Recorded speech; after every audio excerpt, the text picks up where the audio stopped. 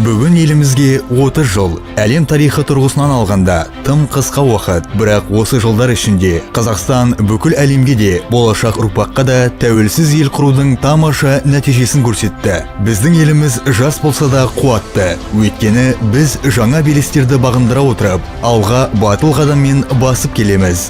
Бүгінде Қазақстан экономикасы басқа елдердің әлемдік траекториясында тұрақты түрде нығайып келеді.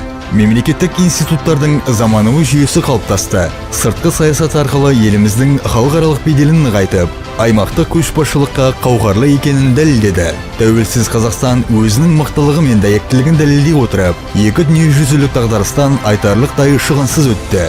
Сөйтіп, республикамыз әлемдегі бәсекеге қабілетті елу елдің қатарына енді. Конституциялық реформаны жүргізе отырып, біз рухани жаңғыру бағдарламасы аясында қоғамдық сананы дамыта отырып, келесі экономикалық реформалардың басымдықтарын алға жылжытудамыз. Жаңа тарихымыздың іргелі қағидаларына негізделген еліміздің жаңаруы мен дамуының тұтас процесі.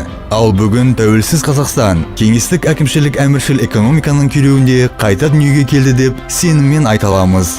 Біз егемендіктің жаңадан өсіп келе жатқан өсінділерін жою қаупін тудыратын экономикалық апаттың аузында болатынбыз. Мемлекет ел экономикасын қалпына келтіруге бар күшін салып, бұл тарихи шайқаста жеңіске жетті. Ұлтаралық татулық пен келісім біздің ортақ жетістігіміз және елдің әлеуметтік өмірі мен оның жаңа тарихының бағытын айқындайтын ұлы құндылық. Ұлы тарих, ұлы болашақты дүниеге әкеледі.